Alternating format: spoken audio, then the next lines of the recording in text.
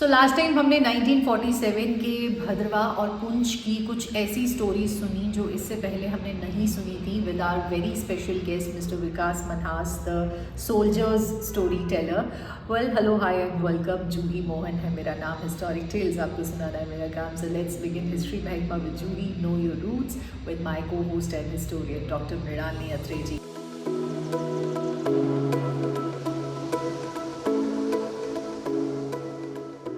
सो इस बार हम बात करने वाले हैं 1962 की एक बहुत इम्पॉर्टेंट बैटल के बारे में और कुछ इम्पॉर्टेंट हीरोज़ के बारे में और उनसे जुड़ी कुछ ऐसी कहानियाँ जो शायद हमने नहीं सुनी होंगी इससे पहले।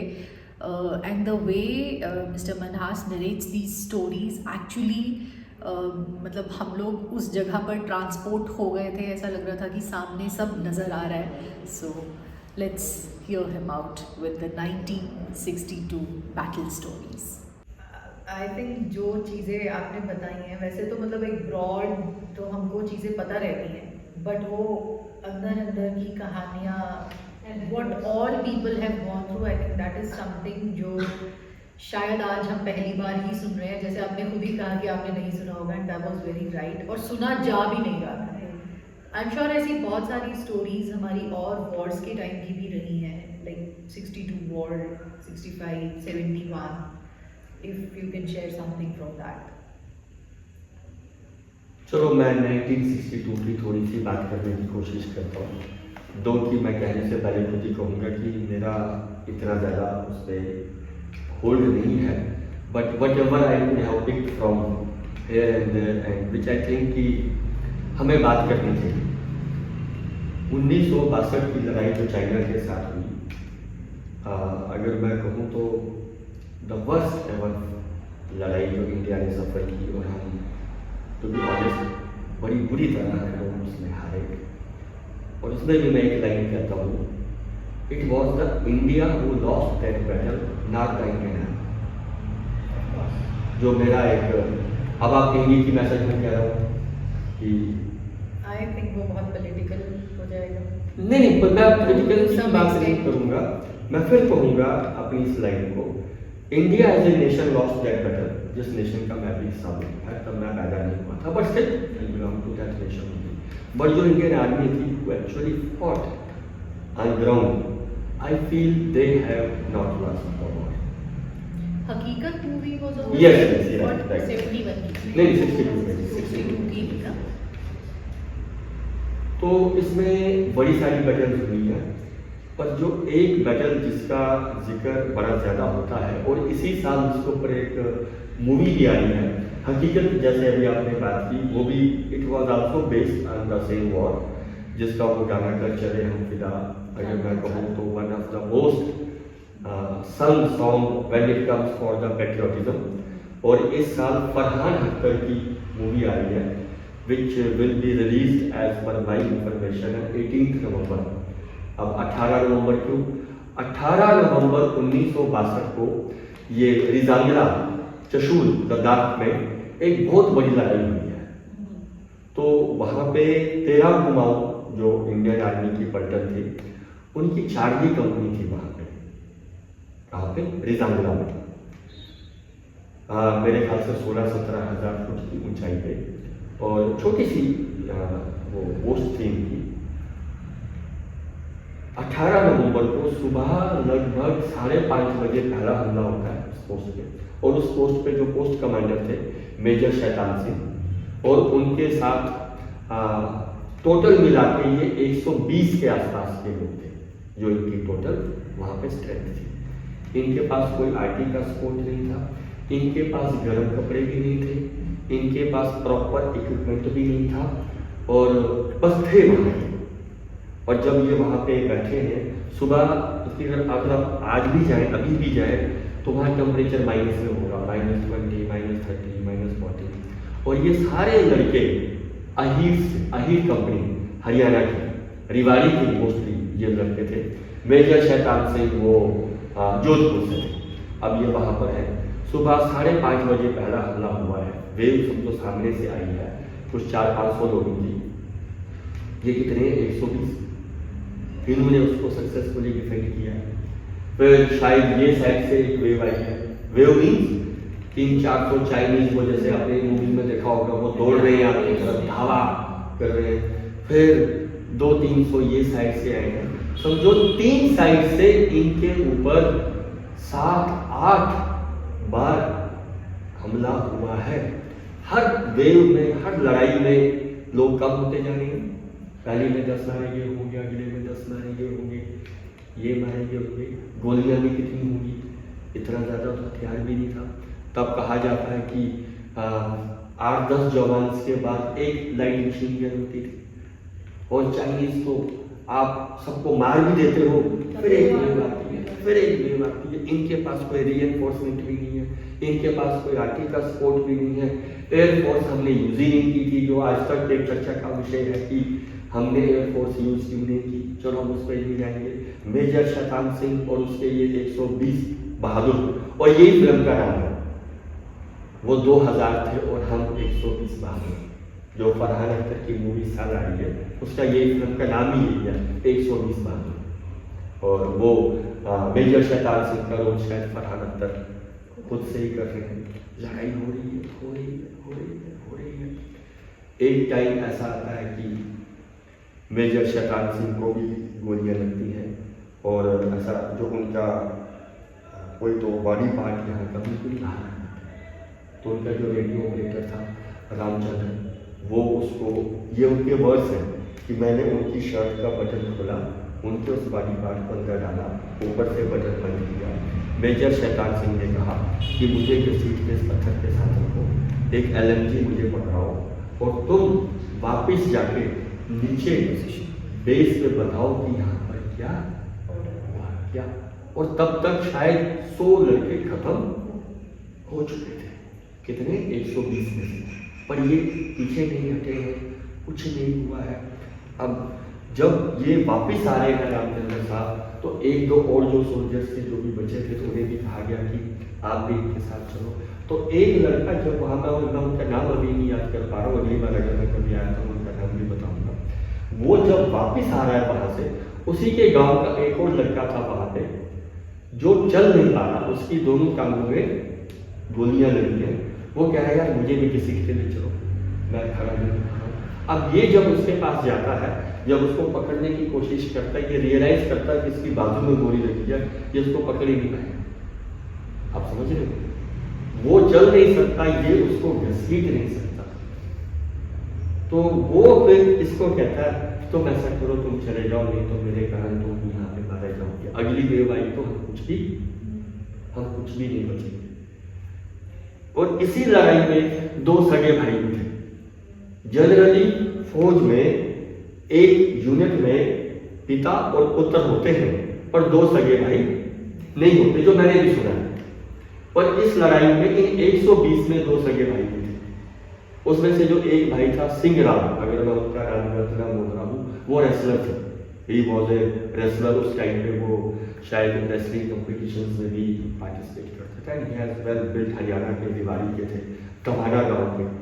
तो ऐसा कहा जाता है कि जब उनकी गोलियां खत्म हो गई हैं, जब उनका हथियार खत्म हो गया है, तो जो चाइनीज आ रहे हैं, उन्होंने 10-12 चाइनीज को ऐसे पकड़ के ना पटक के मारा हुआ है। जैसे आ गया उसको चट्टान से मार दिया, वैसे मार दिया। बट कितनी ताकत होगी, कितना ही क्या कुछ होगा। फिर शायद उन्हें भी 1-2 गोली, हाँ ठंड थी, माइनस में टेम्परेचर था। ये लड़के हरियाणा के थे, पहाड़ों के भी नहीं थे, उन्होंने ठंड कभी इतनी देखी नहीं थी। गर्म कपड़े नहीं थे, जूते भी नहीं थे, जुराबें भी नहीं थी, स्वेटरें भी नहीं थी, उनके पास कपड़े भी नहीं थे। तो मैंने अभी आपसे बात की कि हम रिक्वेस्ट करेंगे कि हम उनके वहाँ जाएं, उनके कुछ कपड़े वहाँ पे पड़े जो मैं आपसे बात कर रहा हूँ, आप देखें उन्होंने पहना था। तो जब चाइनीज ने सिंह राम जी को मारा है, तो अब उन्होंने भी देखा था कि what this man has done, how brave he was. तो ऐसा कहते हैं कि उन्होंने, चाइनीज ने एक नीचे कंबल बिछाया, सिंह राम जी की बॉडी को उसके ऊपर रखा, फिर उसके ऊपर भी कंबल बिछाया, फिर जो एक उनकी राइफल थी वो as a mark of respect उल्टी वहाँ पे जो बुलेट जैसा नहीं देखते, वो अमर जवान ज्योति पे राइफल के ऊपर हम एक वो हेलमेट रखते हैं, चाइनीज ने वो इनको रखी। और जो भी कोई चाइनीज वहाँ पे अधिकारी या जवान उनका था, उसने इनको सल्यूट भी किया हुआ है। कि this man was so brave, और एक कोई नोट वहाँ पे लिख के वो छोड़ के चले गए। Based upon that information he was given third highest gallantry award Vir Chakra, जो वो सिंह राम थे। अब जो इनके दूसरे भाई थे राम यादव, शायद उनका नाम था, वो भी इस लड़ाई में मारे गए हैं। सोचो उस माँ ने जिसने अपने 2 बेटे एक ही दिन एक ही लड़ाई में मारे गए। अब ये जब लोग नीचे चले गए, उसके बाद चाइनीज ने इसको पूरा कैप्चर कर दिया होगा, निजामरा जो ये जगह है। फिर उसके कुछ महीनों के बाद चाइनीज ने इंडियन आर्मी को कहा कि आपकी कुछ इस एरिया में बॉडीज हैं।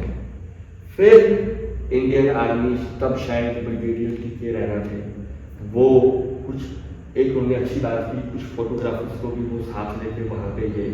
तो वहाँ पे वो फोटोग्राफी हुई है जब उनकी वो बॉडीज निकाली गई। हाँ, और वो ठंडा क्लाइमेट था तो वो इतनी ज़्यादा डिकम्पोज नहीं हुई, क्योंकि it was winters and it was harsh winters, तो फिर भी डिकम्पोज तो हुई गई होगी। तो उसमें जो इनका नर्सिंग असिस्टेंट था, मैं उसका नाम देखो अभी नहीं दे पा रहा हूँ, his body was found like this, एक सिरिंज उनके हाथ में थी। वो must be taking his fellow soldiers, जब उनको बुलेट लगी है एंड ही हैड फॉलन, तो वो सिरिंज उनके, वो फोटोग्राफ भी हिम होल्डिंग दैट सिरिंज, वो जो सिंह राम की जो बॉडी ऐसे कंबल में पड़ी है वो फोटोग्राफ भी है। और मैं एक आपको एक चीज़ कहूँगा, जैसे कि आप हिस्ट्री के टीचर हैं, you should take your students to that place. अभी इंडियन गवर्नमेंट ने पिछले 1-2 सालों से बड़ा अच्छा निर्णय लिया कि जिन जगहों पे लड़ाइयाँ हुई हैं वहाँ पे वो एक आम सिविलियन को आने दे रहे हैं, वेलकम कर रहे हैं। और रिजांगरा में अभी कोई 2, 2.5 या 3 साल पहले इसी सरकार ने एक बहुत अच्छा स्टेट ऑफ आर्ट मेमोरियल बनाया। मैं उसकी कुछ फोटोग्राफ्स भी आपको भेज दूंगा जो अपने इस पॉडकास्ट के तहत लोगों को दिखा सकते हो। मतलब कि आप इमेजिन नहीं कर सकते कि इस जगह पे इतना अच्छा मेमोरियल है, मॉडर्न एकदम। और एक जो इनके कंपनी कमांडर थे मेजर शैतान सिंह, उन्हीं का ही जो पार्थिव शरीर था वो घर लाया गया लगभग 6-7 महीने के बाद जोधपुर उनका संस्कार हुआ। बाकी जो 110 उनके जवान थे जो मारे गए थे, उन सब का अंतिम संस्कार वही निजामुरा में ही हुआ, और उसको ये आहिर धाम बोलते हैं। उन सब का वो, उसकी एक फोटोग्राफ भी है, वो भी मैं आपको भेजूंगा। और अब जब इनका अंतिम संस्कार करना था तो यही, अब लद्दाख में तो बैरन है, आपने भी वो पहाड़ देखे होंगे, वहाँ पे तो जंगल है ही। तो फौज ने अपने ऑफिस का जो फर्नीचर था ना, वो सब तोड़ के जैसे तैसे कुछ वो अरेंज करके, जैसे टेबल कुर्सी, फिर जो कुछ मिला, कुछ ये वो कुछ गाँव वालों से मदद करके उनका अंतिम संस्कार था। और फिर मेजर शैतान सिंह को हाईएस्ट गैलेंट्री अवार्ड परमवीर चक्र से सम्मानित किया गया था। जबकि मेरा ये मानना है जो ये 120 लोग थे ये सारे ही परमानेंट थे, लेकिन हमारी इंडियन गवर्नमेंट की पॉलिसीज मैंने जैसे पहले आपसे कहा ना कि वैसे तो सारे हीरोज होते हैं, लेकिन कोई 1-2 नाम प्रोमिनेंटली सामने आते हैं। तो मैं इसमें एक और छोटा सा एक एनेक्डोट आपको सुनाना चाहूँगा। ये तो मैंने आपको नॉर्दर्न सेक्टर का सुनाया जो लद्दाख में हुआ। अब लड़ाई अरुणाचल तक हुई थी, क्योंकि चाइना तो हमारे साथ बॉर्डर काफ़ी लंबा था। तो बैटल ऑफ बलोंग हुई है, वहाँ पे 2 राजपूत थी। तो जब उस पलटन के ऊपर ये हमला हुआ है तो चाइनीज ने ना उस रेजिमेंट को पूरी तरह ओवररन कर दिया था, बल्कि they killed 100+ Indian soldiers in just 2 hours. चलो बस पे ज़्यादा बात नहीं करूँगा। जब लड़ाई हो गई, सब कुछ हो गया, तो एक चाइनीज नर्स 4-5 चाइनीज सोल्जर्स के साथ आके ना सब इंडियंस को ऐसे देखी, कौन जिंदा है कौन मरा है। लड़ाई के बाद जो भी उसका कोई थॉट प्रोसेस होगा या जो उसको आदेश दिया गया होगा, अब वो हर सोल्जर के पास जाके देखिए कैसा है क्या नहीं है, कोई डॉक्यूमेंट इसकी जेब में है, चीज़ नहीं करते। यही करते करते करते वो एक सोल्जर के पास पहुँच गया। उनका नाम, अगर मैं गलत ना बता रहा हूँ, उनका नाम दशरथ सिंह था। And that time he had 28 bullets in his body. उनको 28 बुलेट्स लगे। सोचो एक आदमी को 28 गोलियां लगी हो, क्या ही बचा होता है। वो तो सिर्फ जरा सांस ही ले रहा होगा, बाकी तो कुछ भी नहीं होता। तो ये लड़की जो उसके पास आती है, उसको ऐसे ऐसे करती है, वो देखती कि ये जिंदा है, तो वो उसको पूछती तो कौन से कहाँ से हो? तो ही हैड आंसर्ड इटावा, जो यूपी में एक जगह है इटावा की, मैं इटावा से हूँ। उस लड़की ने सामने से कहा इलाहाबाद से।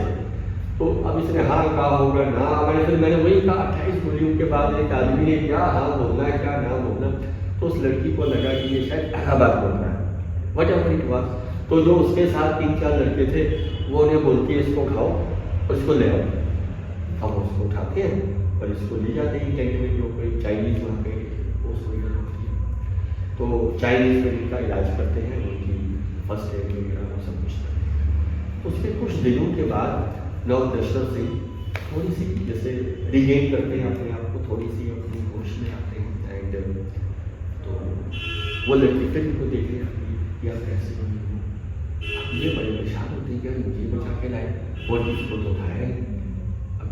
बट नेचुरल एक सवाल तो था, जब वो लड़की दोबारा उनको देखने आती है, नर्स है इसके लिए, वो लड़की तो झूठी मिलाकर साइड पर, तो ये उन्हें पूछे कि आपने मुझे क्यों बचाया, मतलब कि why you brought me and why you saved me.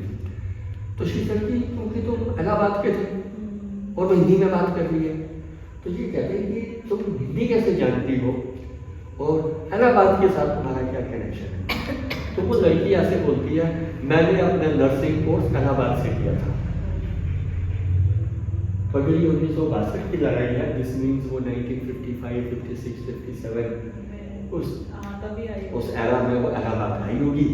उसने इलाहाबाद में किसी नर्सिंग स्कूल कॉलेज से नर्सिंग कोर्स किया होगा और हिंदी की फिर यहाँ पे आके उस लड़की ने सीखी होगी। फिर यहाँ पे चाइनीज आदमी में जैसे रिक्रूट हो गई तो वो कहती कि मुझे लगा तो इलाहाबाद से ही हो, तो जैसे होता है एक एफिनिटी टाइप, और हम जहाँ पढ़ते हैं उस शहर के साथ एक थोड़ा सा एक वो हो जाता है, चाहे वो जितना भी दूर क्यों ना हो। तो फिर उसके बाद वो ठीक हुए, मतलब कि एंड देन लड़ाई के बाद जैसे चाइनीज एक मामले में एक अच्छा एनिमी है, वो पाकिस्तान की तरह नहीं है।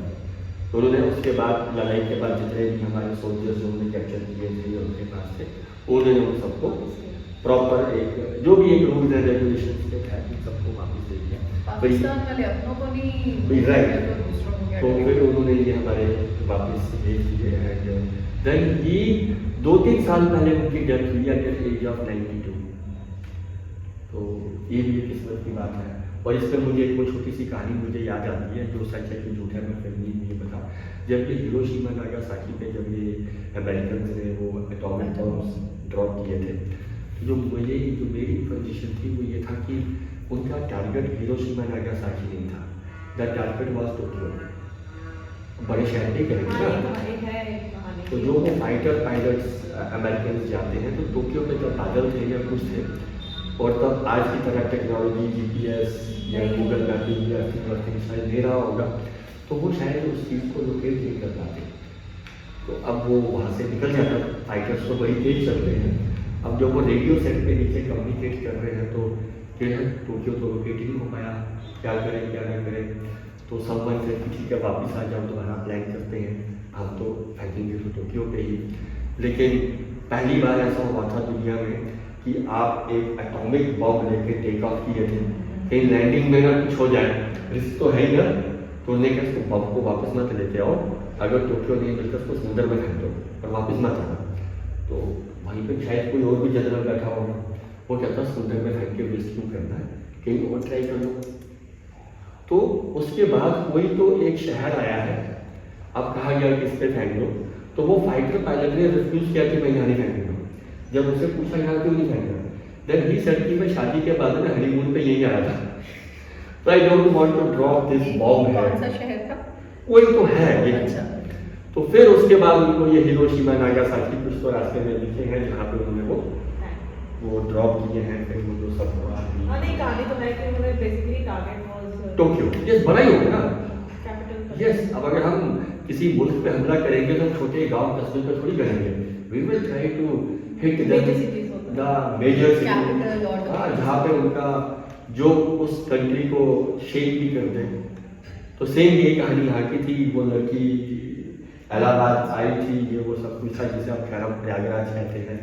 तो अगर वो दशरथ सिंह ने इटावा कहा था उस लड़की ने ये सुन लिया, पर चलो किस्मत थी, उनको बचना था, ये सब कुछ हुआ।